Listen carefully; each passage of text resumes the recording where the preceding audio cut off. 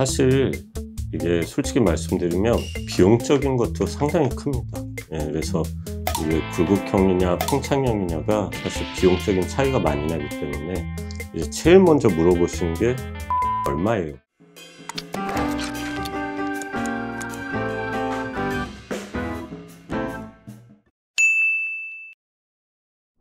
오늘 저희가 말씀드릴 내용은 발기가 아예 안 되는, 약을 먹어도 주사제를 써도 안 되는 그 단계에 갔을 때 해야 되는 수술, 음경 보형물 수술에 대해서 말씀을 드려볼까 합니다.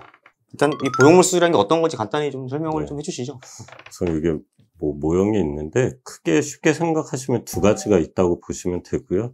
이제 이렇게 굴곡형, 저희가 이렇게 손으로 구부렸다가 펼 수 있는 굴곡형이 있고, 또 하나는 팽창형이라고 하는데요. 저희가 음낭 안에 이렇게 펌프를 넣고 해면체 내에 이런 실린더, 그리고 아랫배 쪽에 이런 리저버라고 해서 물 저장고를 넣게 됩니다. 그래서 이런 수술 이제 재료들이 있고, 보형물 수술은 저희가 이제 음경 해면체 내에 발기가 이제 어려우신 분들, 약물을 복용해도 효과가 없고, 요새 발기 부전에 사용하는 주사를 맞아도 효과가 없는 분들한테 이제 마지막으로 가장 확실하게 이제 치료하는 방법입니다. 그냥 단순히 말하면 발기 부전, 발기가 아예 안 돼요, 이래서 수술하는 건데, 어떤 질환이나 이런 거 관련해서 발기 부전 보형물 수술을 할 수 있다, 이런 경우에 대해서 좀 정리를 좀 해주시죠.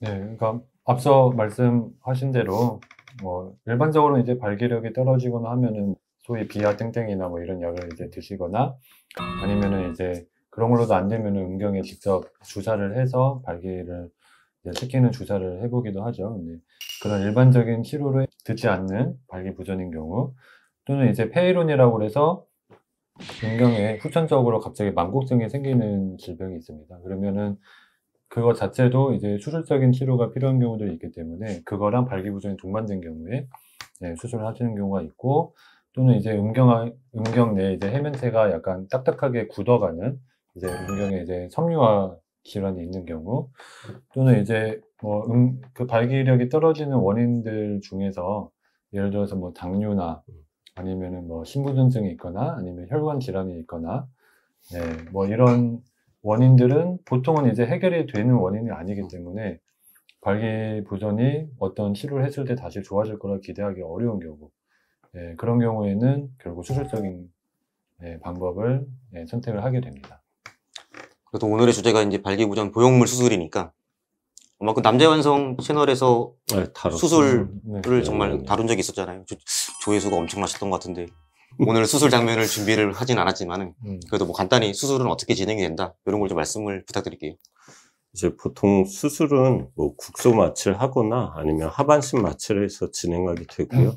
이제 이런 굴곡형 보형물 수술 같은 경우는 이제 치골 부위나 음낭 쪽으로 이제 절개를 해서 해면체를 이렇게 넓힌 다음에 그 안에 보형물을 삽입하게 됩니다. 그리고 그냥 단순하게 봉합하고 이제 압박, 붕대, 드레싱을 하고 수술 마치게 되는 거고, 그리고 아까 말씀드렸던 팽창형 수술 같은 경우는 이제 삽입하는 부위는 동일하고요.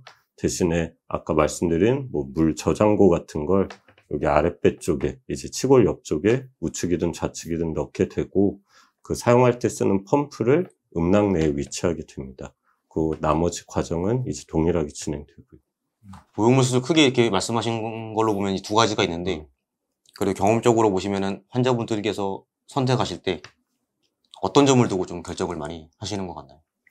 사실 이게 솔직히 말씀드리면 비용적인 것도 상당히 큽니다. 그래서 이게 굴곡형이냐 팽창형이냐가 사실 비용적인 차이가 많이 나기 때문에 이제 제일 먼저 물어보시는 게 비용이 얼마예요?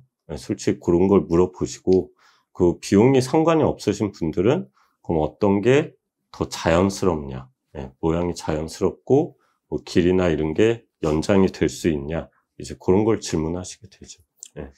정말 자연스럽고 티 안 나는 게 비쌀 수밖에 없죠. 비쌀 수밖에 없고, 그만큼 또 수술하는 입장에서는 조금 더 난이도가 있을 수도 있죠.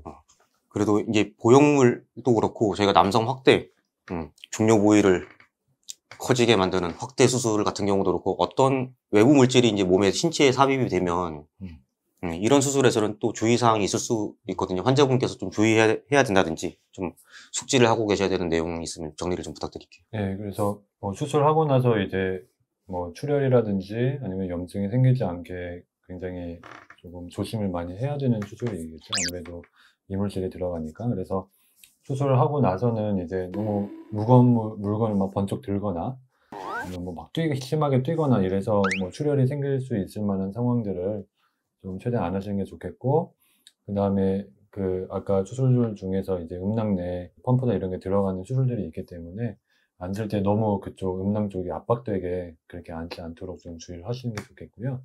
그리고 기본적으로 이제 약을 잘 드셔야 되죠. 이제 약이 이제 항생제가 들어있기 때문에 네, 잘 드셔야 되고, 그리고 굉장히 또 중요한 것들 중에 하나가 이제 우리가 발기력이 떨어지는 또 원인들 중에 하나인데 이제 흡연을 하시는 분들이 예, 또 혈관이 좁아지거나 해서 발기력이 떨어지는 경우가 많이 있기 때문에 수술 후에도 이제 흡연을 계속 하시는 경우도 있을 수가 있는데 이건 굉장히 안 좋죠. 이제 왜냐하면 혈관이 좁아지고 하면은 결국엔 그쪽에 혈액순환이 잘 안 되면서 그 이물질이 잘 이제 내 몸에 그 안착이 안 될 수가 있기 때문에, 그리고 염증에도 당연히 취약할 수밖에 없고, 그래서 술이나 흡연 같은 거 예, 그런 거는 거의 안 하시는 예, 금지를 아예 시키는 경우들이 있고, 그 다음에 그 음경을 배 쪽으로 좀 위치를 시킨다든지 예, 또 그리고 성관계 하면서 당연히 그 부위 수술 부위에 이제 우리가 갈 수 있기 때문에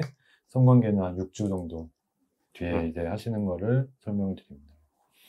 그리고 이제 수술하고 또 중요한 게 이제 이제 힘들게 이제 하신 보형물이 잘 작동을 해야 되는 거기 때문에 작동 방법도 이제 숙지를 시키게 되는데, 보통 이제 한 달째 정도 됐을 때, 물론 이제 수술할 때도 설명을 드리지만 예, 실제로 이제 사용하기 직전에 한 번 더 자세히 설명드려서 사용 과정에서 다시 고장이 나거나 하는 거를 좀 방지하도록 하고 있습니다. 비정상 토크, 이번 영상이 유익하고 도움되셨다면 구독, 좋아요, 알람 설정 부탁드리겠습니다.